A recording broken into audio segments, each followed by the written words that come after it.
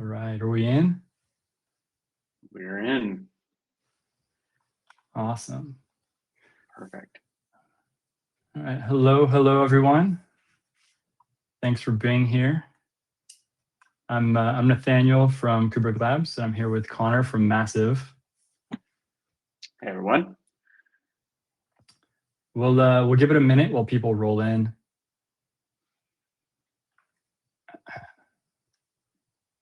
Yeah, and while we're waiting for folks to roll in, those who are here, if you want to maybe drop in the chat anything that, one manual task in your current workflow that you wish that you never had to touch again.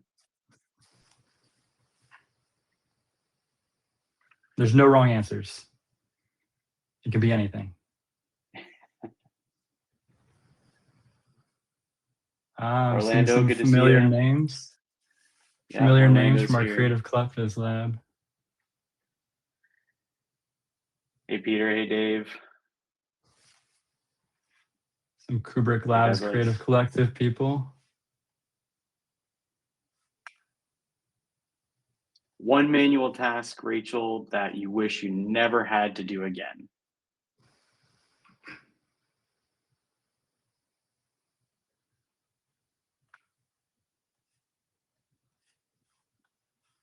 There's a lot. Yeah, there is a lot for sure. It can be anything from, renaming files that you've received, letting people know that a download's come in, anywhere that you're like, this is taking me away from my task. I wish I could just automate this so I could stay focused.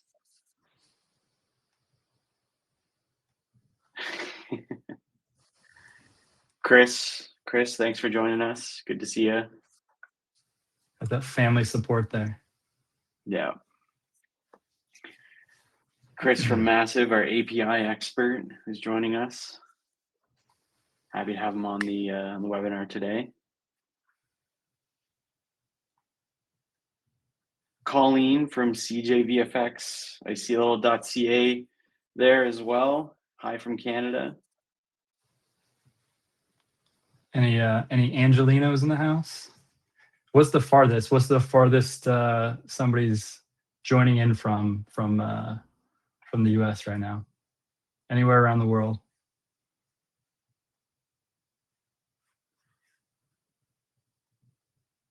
Well, I know we've got Chris in Ottawa here. Nice. Obviously, Nathaniel, got some folks on the West Coast on your side as well. Yeah. There he is, Chris. Yeah, we got a little buried in snow over the week. I don't know if anyone else did, but we got about 55 centimeters. I don't know what that is in inches, unfortunately, where I'm at, but enough to like cover the fire hydrants entirely. So it was quite the trek. All right. A couple more folks coming in. Before everybody joins up, we have enough here. We can sort of start to tell you a little bit about, why Conner and I have decided to do this now. And it's because we're seeing teams move pretty fast on AI right now. And they're quickly being hit with the realization that they don't actually have a very clear picture whether they need AI or automation or AI agents, or really any tools for that matter, because they don't really have a clear picture of the workflow that the tool is supposed to improve for them. So what we're going to cover today is less about the shiny tools and more about getting your workflow into focus first so that whatever you choose later on actually works for you. We're going to go about 30 to 35 minutes, and then we'll do a Q&A at the end. Yeah, I think, Nathaniel, when we first started talking about this, we saw a lot of people that were, investing in AI tools like mad, right? They're trying to deploy them everywhere, and they don't really have an understanding of what they actually need to automate in their product, like what's worth automating, right? And it turns out sometimes it's not the things that you think it is. Right. So I'm looking forward to diving into that because I know for a lot of folks, even myself included, even though I'm embedded in this daily, it does feel a little overwhelming, right? When people are talking about agents and AI and automation, and I think it's clear that we need to make a distinction between them so we can talk about them intelligently and deploy them intelligently and kind of analyze our own workflows. So yeah, I know Absolutely. we've had a few months of discussions about this and like planning out this webinar and what we wanted to talk about and some really deep philosophical conversations that definitely put us over time on a few of our meetings. So I'm glad that we could kind of boil this down for the wider audience here. Yeah, same. Well, if you're ready, you want to jump in? Let's do it. Yeah, for sure. Cool. I'll let you go All right. first. Thank you. A quick intro on me. My name is Nathaniel Chadwick. I am the Chief Data Officer and Head of IT Managed Services at KoobrikLabs. For those here that don't know KoobrikLabs, we're a creative tech consultancy that offers IT and AI transformation services. We help companies design and secure and run modern tech stacks, cloud infrastructure, IT as a service, and AI built specifically for enterprise workflow integration. I started out on the agency side of entertainment advertising in data and asset management and production workflows. And I transitioned into AI and automation about 4 years ago. And I've been running at a full sprint ever since.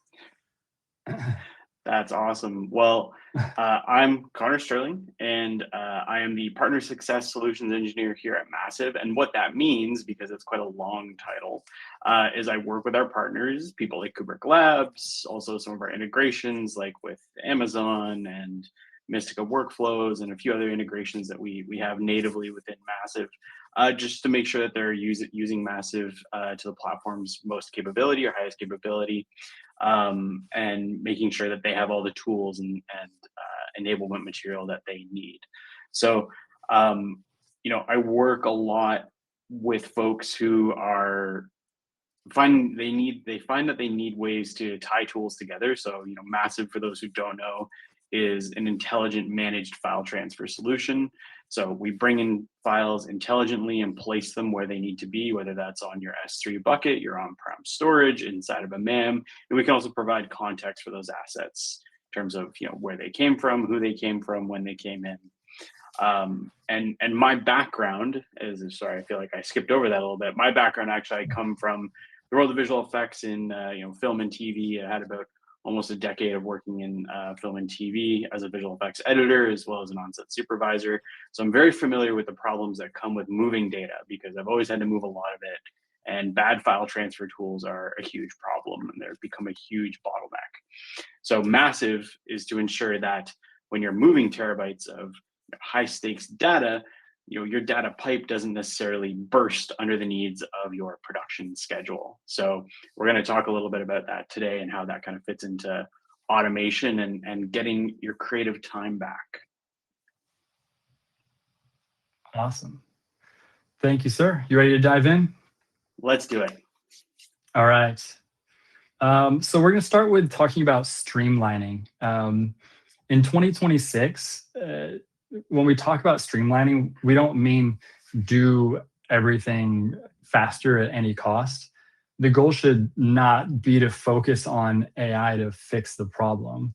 Instead, the goal should be to achieve high-speed production without burnout and without degrading quality.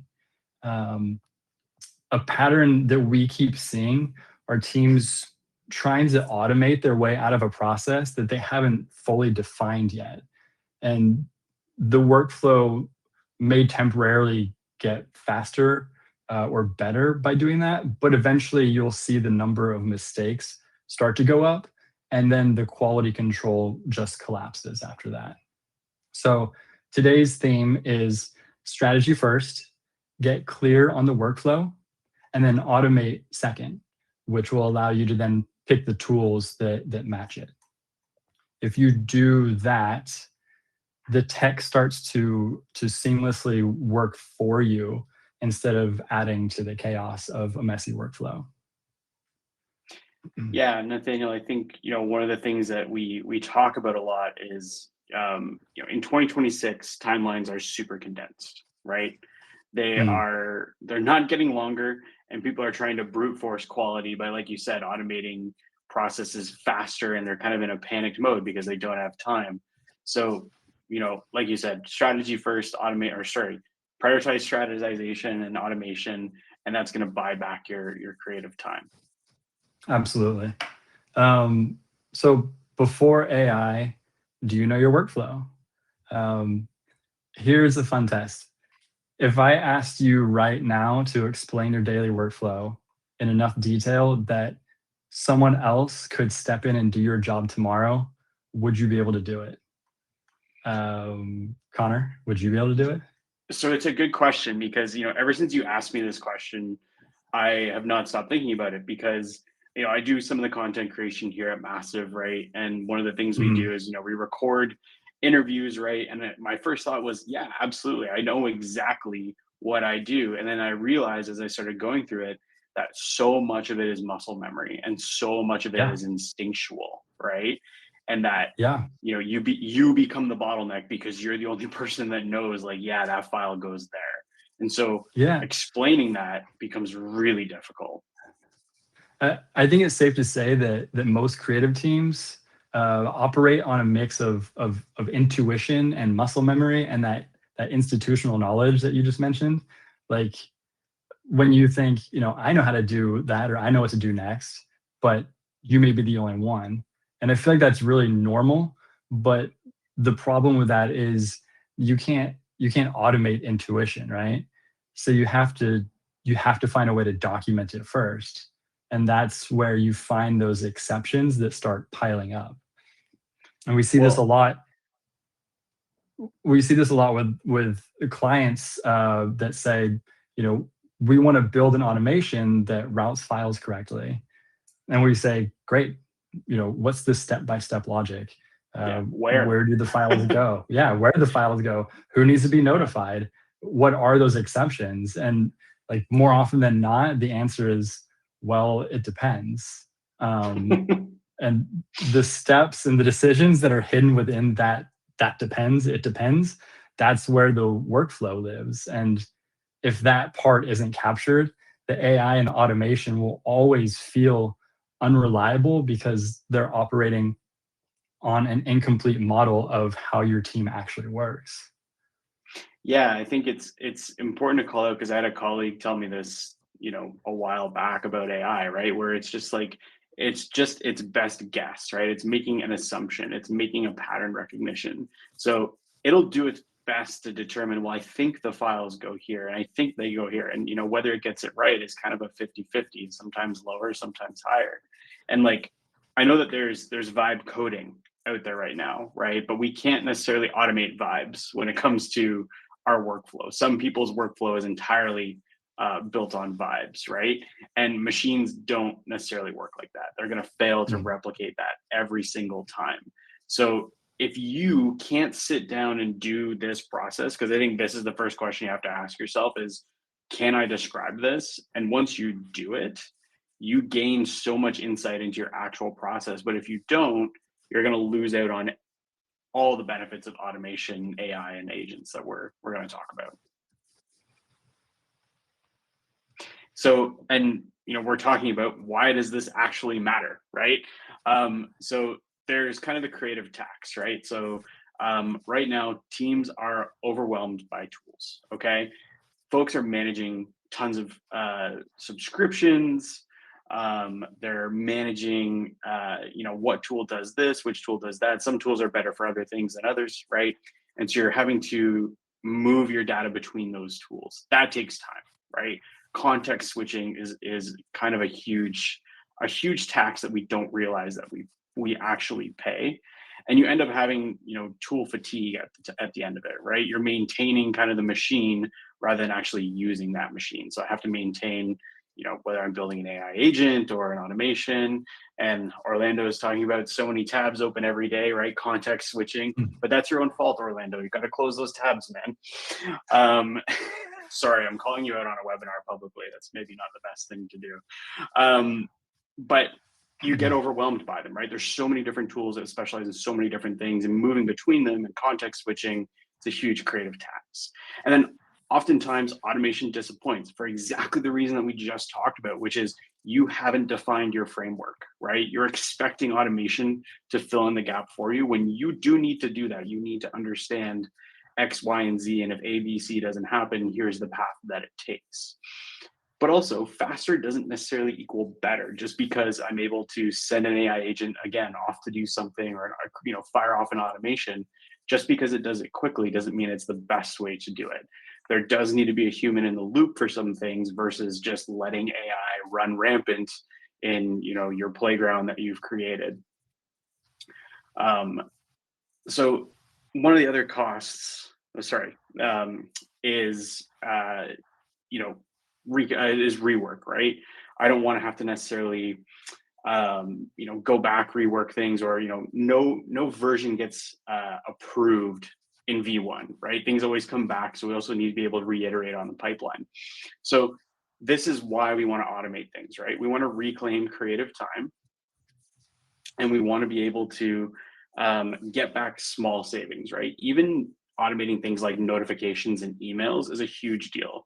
When I was working in visual effects, a lot of the time I had to upload something to a server, and I had to notify like 10 different people that it was there, and then also notify my team that, hey, I did this. Whereas at the end of the day, when I'm using something like MASV, it notifies everybody for me, right? I just drop that in, and then away we go. The notifications are fired off, right? And also we want to eliminate friction in that, right? So if I can automate transfers, I can automate team notifications, it removes a lot of that, like, did you get this noise, or did you get that, or hey guys, by the way, I just sent this off. Everyone gets it, in a Slack channel or an email, and it becomes more of a passive action, which is kind of what you want for that, or an action that someone can iterate on their own. And of course, one of those is operational stability as well. So if we can go through and we ask ourselves that question, can I map out my entire workflow? If we can do that and we can put that in a plan, operations become code, right? It becomes part of embedded in our workflow, and it becomes repeatable, and it becomes stable, so that, if we do lose that team member, right, they're not there the next day, we can keep things moving smoothly, and we're not relying on just, oh yeah, well, Dave knows where this goes in this folder, and I need Dave here, right? Dave doesn't necessarily have to be there. Yeah. What stays human versus what becomes systemic. We hear the fear under all of this. Is AI replacing the creative? And I think everybody here, has that question, or, knows somebody or a team that is constantly worried about that. And our stance has always been protect the creative. We want AI and automation handling the connective tissue, the repeatable stuff that keeps production moving. And we want humans to be focused on what should stay human, like the taste, the story, the pacing, the tone, the final creative calls. The goal is for the workflow to sort of fade into the background. It's like your home Wi-Fi. And when you turn it on your computer, you just expect it to work. Unless you live in LA and you have a Spectrum. But without fail, you expect it to do that every time. And when it works, nobody talks about it because it's doing what it's supposed to do, right? And that's what automation is for. So your team stays in the work instead of babysitting a process. And like Conner said, most teams don't need more tools because tool fatigue is real, and it tends to make the problem worse. And what they really need is just less friction.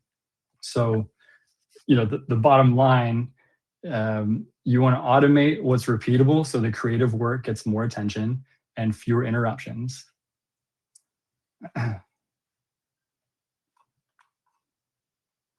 And now we get to talk about tools without getting lost in tool land. Tools are not roles. Tools are roles. They're not strategies. And this is, something that people easily mix up.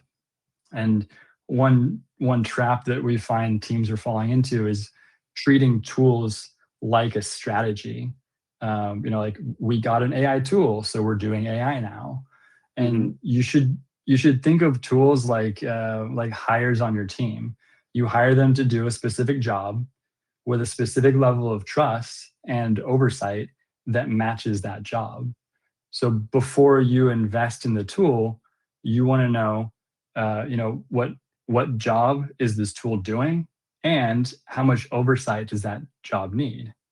And some of those steps can run with guardrails and a quick check, and some steps need to have human decision every time, a human in the loop. Yeah, I think you wouldn't necessarily let a junior intern sign $1 million contract. So why would you let an AI agent, run rampant on organizing your projects when it doesn't have any guardrails or experience in doing that, right? Right. You want to almost interview that tool, being like, hey, like, can you do this job?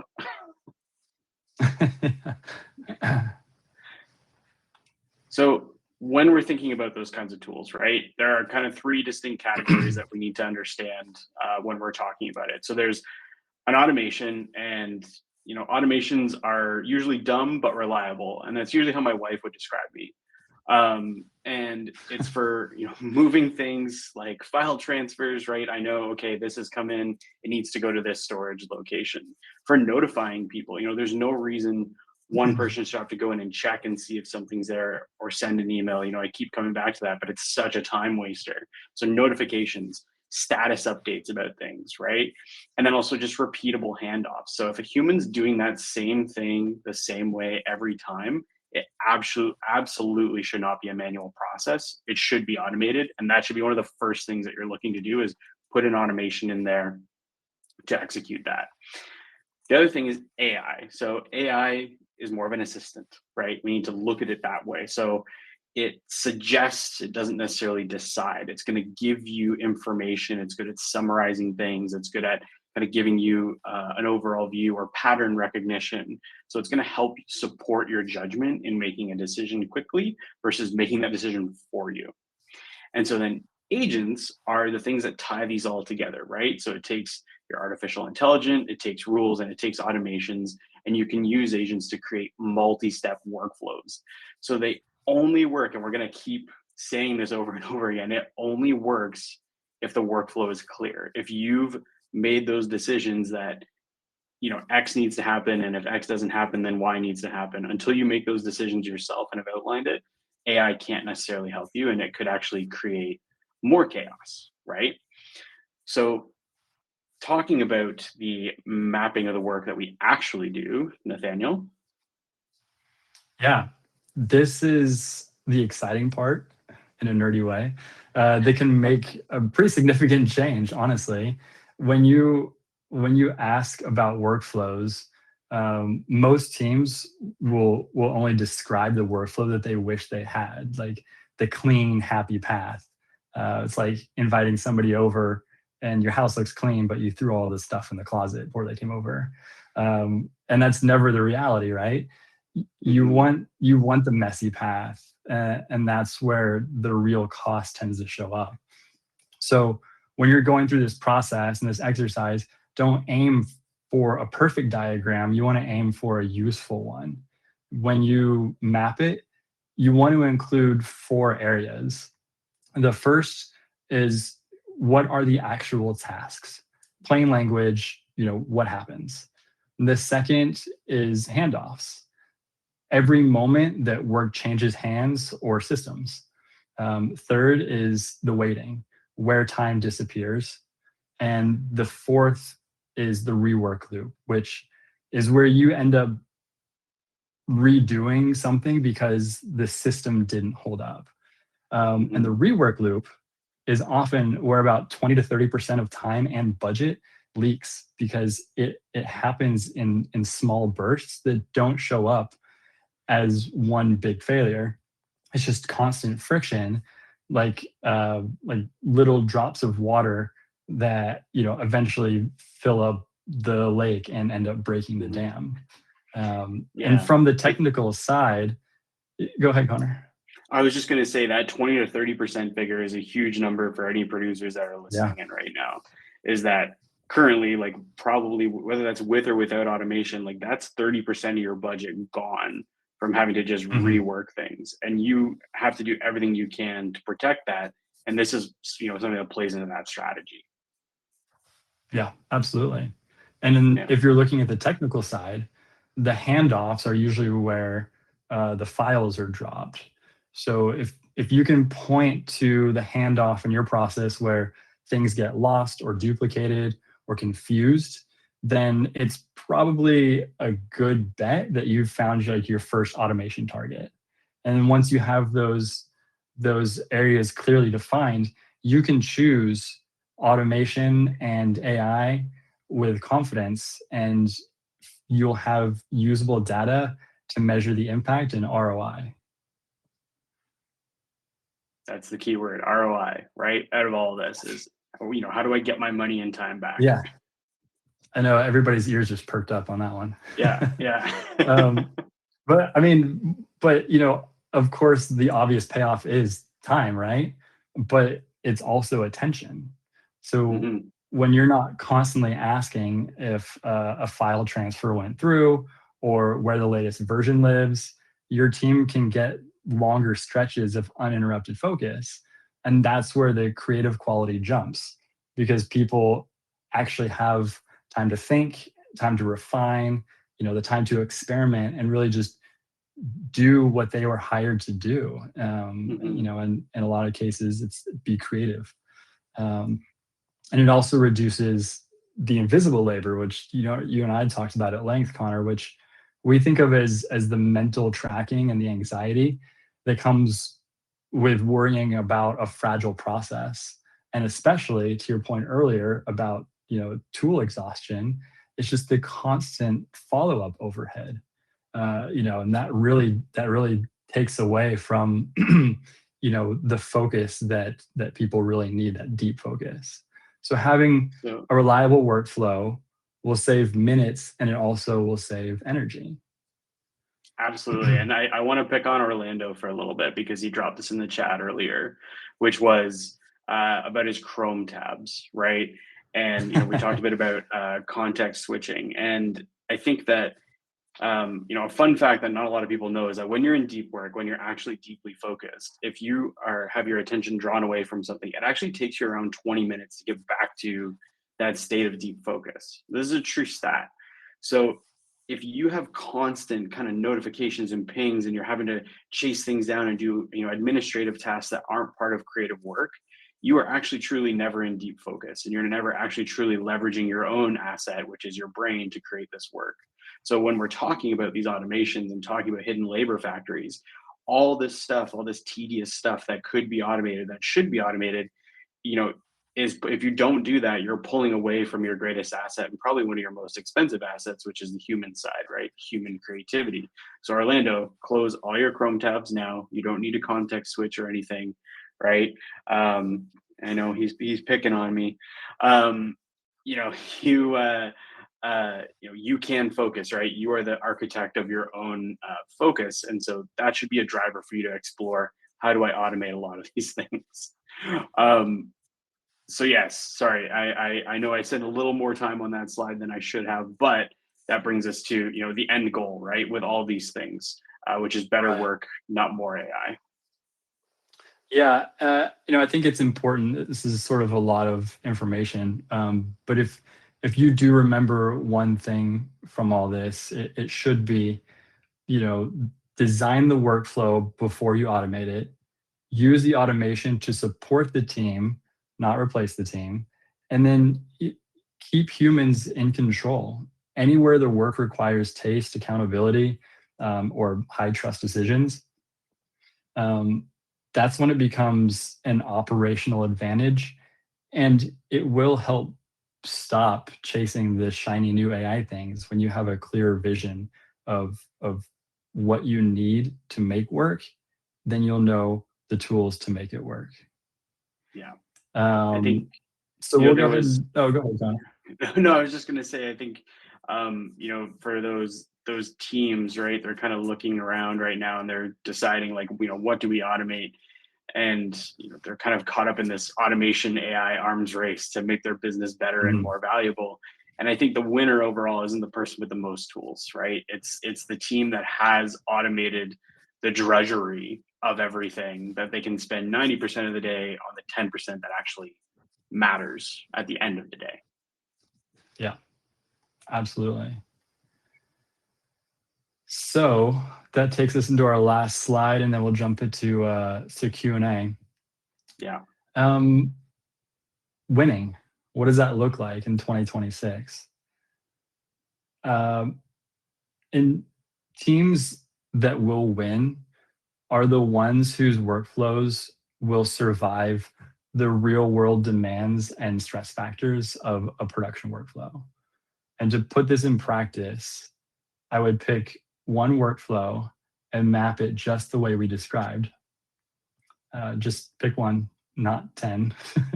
So I like to do it too. I like to jump in and just see everything. I can solve all the problems at once, but it doesn't work. And you look for the rework loop that you hit most often. Fix that first, automate that first, whether it's with an automation, an AI, simple AI, or AI agents. Once that is solid, making decisions on everything else gets a lot easier. Yeah, I think that's absolutely true, and kind of the point that we're trying to get at here and really hammer home. And one of the customers that I worked with recently was TBD Post in Austin, Texas, and they had a great story for us about automation and how they had a project that had something like 1,200 deliverables at the end of the day, and most of their time was waiting for the client to provide sign off on one deliverable so they could execute the other 1,199. And the fact that they were able to deep dive into this problem, dictate that process, they all of a sudden created, okay, those 1,200 deliverables now are automated, and I'm not having that person sit down, right, and spend their whole evening until 2 a.m. trying to get this out for a campaign. And I think that's winning, which is using your human labor on the creative side and then leveraging that automation to execute those things that a human doesn't really need to do. And I'm happy that we live in a time that we can talk about that and actually, execute these things, right? There was a time not that long ago where, it's human labor no matter what. And now we can start exploring those things. So 100%. folks, yeah, thank you everyone for joining. We're happy to take any questions that folks have if they want to dig into. Thank you, Colleen. Colleen, it just clued into me where I know you from, and happy to see you. Been a few years since I saw you in person, but thanks for the applause. Appreciate it. Colleen, if you have any questions, please drop them in. Would love to answer those. Nathaniel, you want to take this one from Rachel? Yeah, I'm actually having some technical difficulties and can't see the chat. So if you want to read that out loud, we can. I am happy to. So Rachel's asking, how do you drive forward these initiatives in an organization where not everyone is completely bought into automation? Love this question. I do too. So one of the biggest reasons that enterprise companies are seeing a lack of progression and progress in their AI initiatives is because it comes from the top down. You can't just get a subscription to AI or to ChatGPT or Gemini and sign your team up and say, here, you have an AI tool, use it. It has to be an initiative that is mandated. You have to say, this is the new way our business is going to operate, and you have to give employees the tools and the time and the resources to help upskill them and help the company move forward together. And that is where we're seeing the most success in big enterprise companies, is when the leadership guides the employees and the teams into this new AI paradigm together as a whole company, instead of just expecting them to do it on their own. Because we all know how busy we all are. And if you say, here, learn this, you're going to say, well, I'm going to prioritize my deadlines first and I'll figure this out later, So I think it's coming from the top down, and it's giving people the tools and the ability to learn and the time to learn. I think that's a great answer. I have nothing else to add to that. I think that's fantastic. Well, Orlando has a good question, which is, how does this look like in practice? If you were going to workshop a problem with a team, what would the key stages be, and how would you plan it with them? Interviews, workflow steps in a CSV, documentation, etc. So I think, Orlando, because I think this is a good question, right? Especially because we've had this kind of half hour here to talk about what is AI, what is an automation, what is an agent, right? Kind of defining what the tools are ahead of us, right? We're actually going into this. I think you have to look at something that Nathaniel asked early on, right? Which is, could you explain every part of your process, but then also looking at what's one thing that I wish would go away, right? What's one tedious thing, and just start there. And I would say, interviewing your team and asking them straight up, what one thing would you want to get rid of, and working towards that, because then that becomes the first building block in your framework, right? If it's like, I receive too many notifications, or I find myself I'm spending too many times like sending emails telling people where things are, that's the area to focus in on, because once then you solve that, or you begin to solve that, then you'll start seeing where a lot of the other problems are. So I think number one is, you listed it here, which is interviews, right? Communication between your team. It's a boring answer, but it's really, really important to hear everybody out and be like, where are you spending most of your time? And then also documenting that simply in a poll. Hey, 40% of our team says that they're spending time receiving or going through notifications. Okay, great. How do we create summaries for that?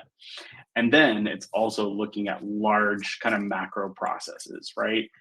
Data transfer in, file transfer out. How do we automate those things so that they're a little bit more frictionless? Nathaniel, I don't know if you have anything else you want to add on to Orlando's question here.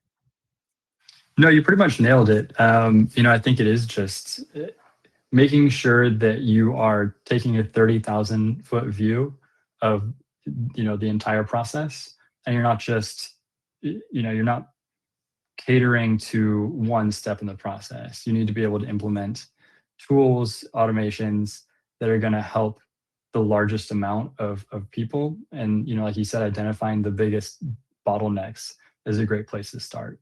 Going back to our presentation, that's where you end up losing the most time and budget in those bottlenecks. So that's important. Yeah. Rachel's got another good question here. She says, I feel like culture and change management is such a big part of digital transformation and making sure no one gets left behind. Sorry, I looked at this as more of a question, but it was a great commentary that I think we should talk about, which is culture, right? So when we bring in AI into the conversation, sometimes people get a little nervous, right?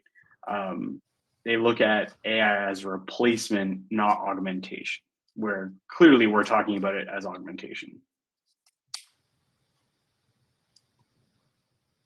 So I think, when being part of that transformation, right, making sure no one gets left behind, I think, to go back to what something Orlando, touched on here, right, or we mentioned answering Orlando's question, which is interviews and team communication overall, right?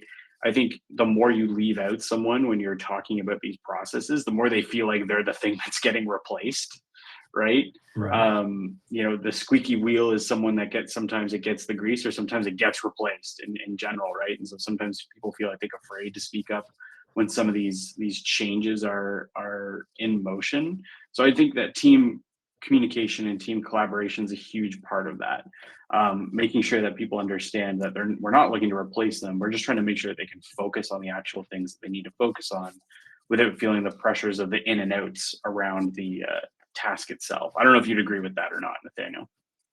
No, I would, absolutely. And I think it's also important that as you're going through the process of changing an entire organization, around AI and technology, I mean, that can be a huge change. That could be a complete overhaul of your entire operation, like the business that you've been running for, since inception. One of the things that we found has really helped in aiding that process and making people feel more comfortable is finding champions within the company. Yeah. There are a lot of people who are, have reservations about AI for good reason too, and that just comes with, not being educated, or just feeling like it's so overwhelming that doing research is impossible. But you find people, instead of you coming in as a third party and saying, here's this tool, here's this automation, you feel like you're being targeted. But when you are working with somebody who is a champion of AI and says, listen, this is how I did this. Look how much time this saved me. This saved me 99.5%, of my time I had to do this one task. And that's somebody that they trust, a colleague they trust. They're going to be more open to experimenting and the idea that it might be helpful instead of scary. So I think that's a big advantage you have as you're going through the process of finding the culture aspect of how automation can work inside companies. Yeah, I think, just so actually folks know, I think this webinar cuts off at about the 45-minute mark. So we've got about 4 minutes left to kind of talk about anything. So please throw those questions in the chat if you have anything, or if you want us to talk about anything in particular. One thing that I kind of wanted to loop back on, Nathaniel, was when we talked about tools as roles, right? And sometimes you have to fire a role, right? In terms of, and I'm speaking about tools, right? Not people necessarily. So with this, I think the question becomes, how do you decide when and how to fire a tool? That's a good question. And I think, oftentimes people rush. I mean, sort of like the whole point of our conversation today is that, there's a rush to implement AI, right? And you do it without taking you're jumping to step 5. And so they implement AI and it doesn't work because they haven't fixed the stuff that needs to come first. So it doesn't work and they say, oh, this isn't working. And so we'll just stop using it. AI is the problem, right? And so they get rid of it. And, I think you need to take a step back and see why it isn't working. And maybe it was the wrong point in the process. Maybe the process isn't right. Maybe the process needs to be overhauled. But I think that if you take the steps that we talked about today and you implement them, that you will find that you don't need to fire the AI, or you don't need to fire the automation, because you've done the work to make sure that it's going to be the most effective in the most effective place. Yeah. So Orlando's got a great question here. Not really a question, a great point that I kind of want to touch on real quick, which is the thing AI has been great at since moment one was databasing or structuring unstructured information. So I tend to look at any data entry or capture as a clear use case for AI. Just think about any data you capture daily, and it's likely it could be captured better and faster with AI. And actually, this brings us back maybe full circle, Nathaniel, to when we started actually talking about this webinar and why we wanted to talk about this this concept. And I found one of and this is maybe me being a Luddite, but like sometimes we bring an AI transcription tool into our chats, right? And I found that so ridiculously helpful to give a recap so that you and I could have these conversations in real time. We could kind of go off on tangents, talk about things, come back, right? Have very human conversations.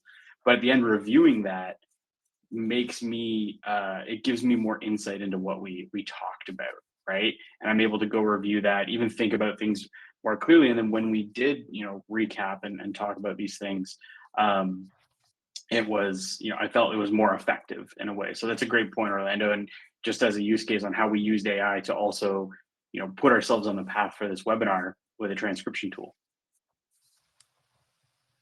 Perfect. I think we should probably end it there before we get cut off. But that's right. I want to thank everybody for joining. This was great. I appreciate you all taking the time out of your day to be here. Thank you, Conner. It's such a pleasure to talk with you and really dive into this stuff with you. You're my brother from a Canadian mother, so it's always fun to be in the same room with you. great doing this webinar with you, Nathaniel. I've enjoyed every moment of it, and I hope we get to do another one very soon. Same. All right. Take All care, right, take everybody. care. Have a great rest of your day. Bye.